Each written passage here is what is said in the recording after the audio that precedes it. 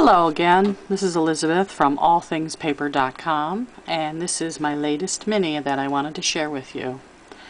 I left it pretty plain on the inside pages, but I did decorate the outside a lot. I wanted to keep this plainer on the inside than the others that I've made so that there was plenty of room to write things down or to put in your own pictures and your own ticket stubs and memories and things like that. I see this as a little journal for a trip or a special occasion, and that would be perfect for something like that. It's about 4 by 4, and I made most of the pages out of cardstock or craft paper. The cover is a design of my own that I printed out on cardstock. I designed it in Photoshop, and this is a Susan Milo, my friend, has 1,000 of those Martha Stewart punches, and I went to her house and punched out about 1,000 pieces of it, so I use it a lot. Thank you, Susan. And this beautiful butterfly, it's an old Stampin' Up! Stamp that I had, and what I did is after I stamped it and I cut it out, I glued all this beautiful glitter. I don't know if you can't appreciate how glittery this is. This is Recollections champagne colored glitter, and it's big. It's not the real fine glitter, it's big, bold glitter, and it's just so pretty. And I love that champagne color. And the flowers are these two. I finally got an I Am Roses order in. It took quite a while because it came from Thailand, but they are beautiful. And there's two different kinds, this one and this one. A white rose, and I can't remember the name of this flower, but isn't that pretty? It has a little yellow, I don't know if you can see the yellow stamens inside of it. I don't know if that'll come up very well, but real pretty. And this is one I just put together with a hot glue gun with a little pearl. And I made a little stick pin. And this is the skeleton leaf here. So that's the cover. And we go to this open here. This is the first page. And this is a piece that I designed again in Photoshop that printed out on the cardstock. And that's just a little collaged bird on top of it. And I was thinking that people would think that was a pocket. And I didn't, it's not, so I put the bird there to kind of make sure, so you can tell it's not a pocket. This page is the craft paper, and what I did is I did pictures, cardstock, and then I alternated each with then the craft paper, and then again the artwork or the cardstock, and I alternated it so that there's plenty of room to write. And you can either put your memories here or your souvenirs or whatever you want here, and then you can write about it here. So that was the intent of this. So I didn't put a lot of glam and bling and glitz all over it and flowers. I kept it very plain so that it's really a functional journal. On the back, and it has the date, so whatever you want to record, you can put your date. And this piece here, this is one of my own pieces. This is a collage that I did many years ago when I was working with Jonathan Talbot and his process. I took his 3-day workshop, oh geez, maybe 5 or 6 years ago by now, and it was art altering. One of the best workshops I ever took. If you ever get an opportunity to take Jonathan Talbot's workshop, go for it. He's a wonderful teacher. I used his method of dry adhesive. You don't use wet glue in his collage process. It's pretty cool. And he sells a book. If you Google it, you can find he sells a little book on how to do it. But anyway, this is one of my collages that I made. I sold this, so I took a picture of it, thankfully, before I sold it, so I have the artwork. And I always retain the copyright to all my artwork, so I can use it over and over again. And this page is, the background is one of my little watercolors, and this was just a cool thing I made for a different book that I made, and I used it, I superimposed it with using Photoshop, and I love it because it says down here, the soul of her journey was freedom, And I really like that. I think that's a nice statement. This is a pocket. The two pieces of cardstock I put together, but I left it so that you can pull this out inside here. And this is a beautiful piece of paper. This is the Tim Coffey designer papers. I have that pad of the flowers. Love those papers. It's an older set, but I still love it. This is the craft paper, and it's lined, and I put some rubber stamping. And it's so funny, I just recently have gotten back into my rubber stamping. That's what started me 15 years ago, was rubber stamping. And I'm not alone. It turns out that apparently rubber stamping is coming back in a big way, and I think what's happening is people are starting to look back into their stash and seeing all these beautiful stamps that we've had for years and we haven't been using them. And I don't know about you, but I've just recently been pulling them out, and I have fallen in love all over again with stamping and my stamps.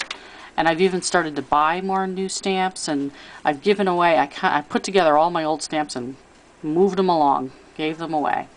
So I have room for new ones, yay!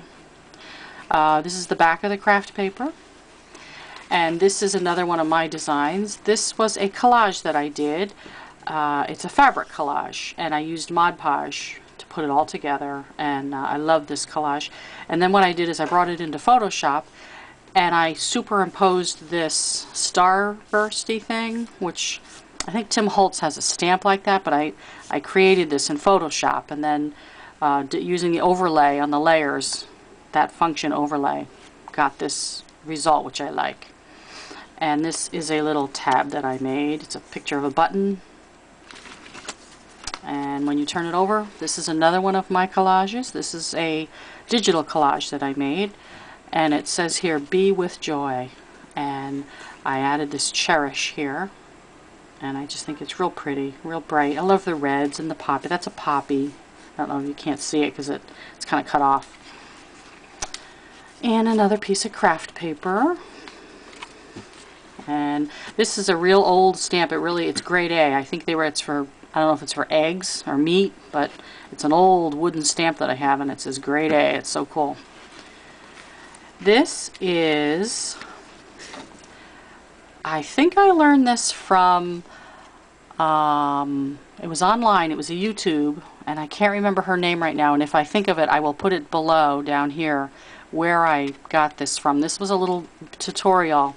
It's really cool. It's a long business envelope, and you fold it in half, and then you cut off the ends, and you create pockets here and here, and then there's this other little pocket up here. So I put it all together, and then I collaged it. This is my own collage here, and that's a transparency from of a clock, and just different little, that's a stamp from Australia, different things that I had. And in here is this little, not a secret pocket, but a little kind of hidden pocket. And in here I put these cute little tags, and these you can use to label something, you know, throughout your book. And I thought that was cute. So they tuck right up in here, kind of hidden but not hidden. And then the two pockets, I made two tags here and here, and real pretty. This again, this is the Tim Coffey cutout that I use, that coordinates with the paper that I bought. And the back is plain. And this one is, I got that on the internet, and I used this in another one of my garden mini, and I had an extra piece of it, so I used it again, and I glittered up the wings. I don't know if you can see the glitter. And this one is blank in the back too. And this ribbon, I love it. This is from my friend Debbie Meddy, and she has an Etsy shop, and she makes this. She hand dyes it and sells it. I will put her link below. She sent this to me the other day as a little gift, as a little hello. She sent me some of those, the veterans poppies, the little red poppies. I wanted them, and I had mentioned it to her, and so she said, "Oh, I have some," and she very nicely put them in the mail for me. And when I got them, she included some of her beautifully hand-dyed ribbon. So thank you, Debbie. And here you can see I'm using it. So these go back in here. I'll put that in later. So on this side, this is the Seven Gypsies paper. I think it's called Lily. That's the 8x8. and it's wonderful paper, and they have all these great big words, so I cut out the word and put it right on there. That's the whole thing. Is it looks like collage, but it's one piece of paper.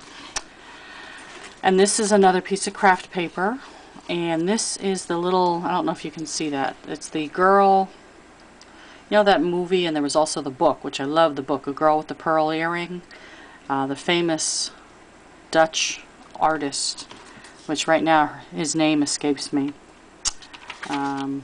Anyway, this is the back of the craft paper with date again.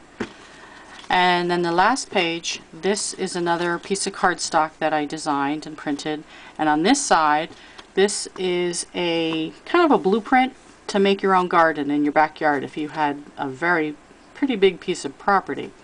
And it's neat because it says corn and tomatoes and pole beans and snap beans and beets and all different kinds of vegetables and peas, and this would be your vegetable garden.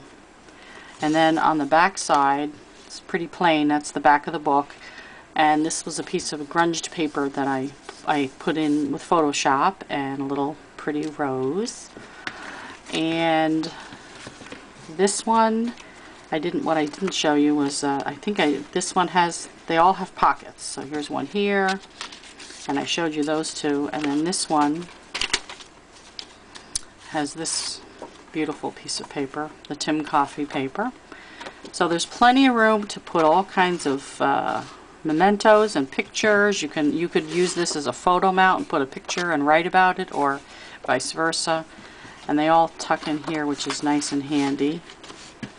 So all in all, it is including the front and the back, it's 16 pages. There's the 4 cardstock and the 4 craft paper. So that's the 16 pages, cover and back included. Thank you so much. I hope you enjoyed it, and please come and see me at allthingspaper.com or allthingspaper.blogspot.com. Take care.